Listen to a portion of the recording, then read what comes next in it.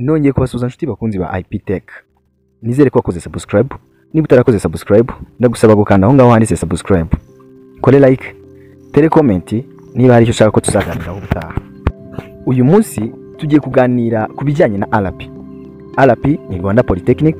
Ngiye kubereka uko wakwinjira muri ya website y'abanyeshuri imwe ibafasha no kwiga cyangwa se kwigira online.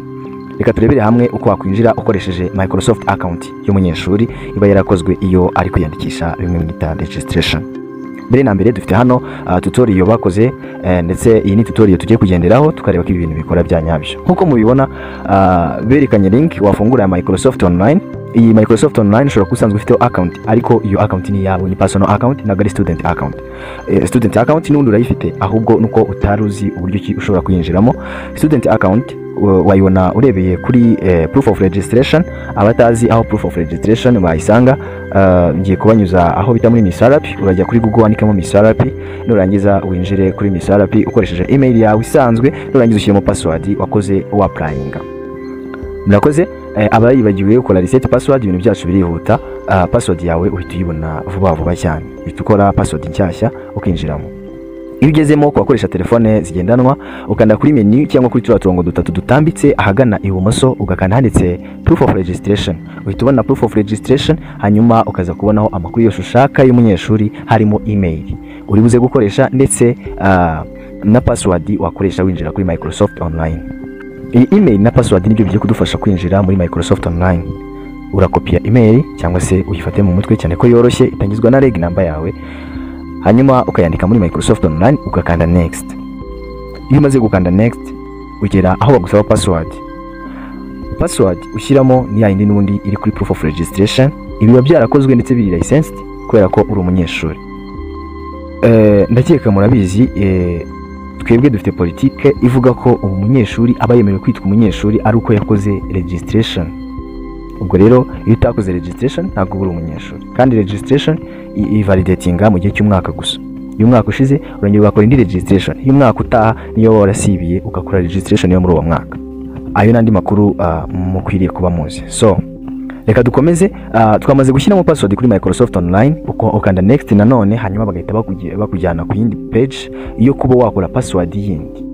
Iyi password twashyizemo ni password wakorewe n'ikigo cyacu cya RP, ariko ukeneye nawe yawe uzajya ukoresha kugira ngo anytime cyangwa se anywhere ushaka kwinjira ukoreshe password yawe bitagusabye kujya kureba kuri proof of registration urebe ya password. Email yo ugomba kuyifata, ariko password kora password wafata mu mutwe kandi password itoroshye, password ikomeye ukeka ko ishobora kuba itarakoreshejwe n'undi muntu, kuko hano password yo yakoreshejwe n'abantu barenze umwe, ntago bemera yuko abandi bantu bakomeza kuyikoresha. Urugero nkoze password yitwa prince@123 ntabwo iyo ngiyo yakwemerwa. prince@2024 2025 cyangwa undi mwaka wose ntago byakwemerwa. Kigali Rwanda ntabwo izo password zemewe. Rwanda 123 password ushobora kuba wahuriraho n'undi muntu ntabwo zemewe, nta nubwo zatuma urenga kuri iyi step. Kora password ubona ikomeye. Urugero agatangaro prince akabazo igihe navukiye / cyangwa se akandi ga special character ugashyiraho rimwe. Iyo password uwari wese ntabwo yayitekereza. Nawe ushatse gukora ni password nk'iyo ngiyo byaba bitandukanye kure nibyo ngewe maze kuvuga.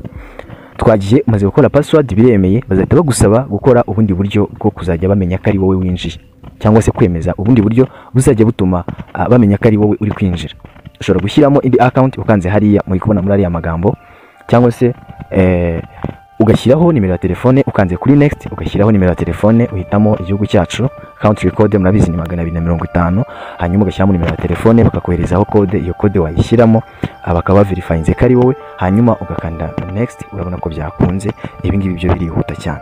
Iyo birangiye ikiba gisigaye urabona ko amahirwe menshi hano dufite nuko uba ufite Microsoft y'ubuntu. Ushatse wabona Word, abantu bafite n'ibibazo bya Word zidakora ahangaha irakora cyane.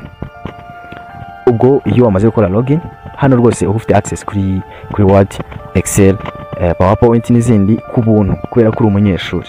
Ushatse abazifite muri computer wakora login ukoresheje iriya email na password yawe umaze guhindura mu kanya, cyangwa se ukayibi downloadinga ubahita bifite muri computer yawe, tablet cyangwa indi device nkuko babivuze muri tutorial batweretse. iyi ni email isanzwe.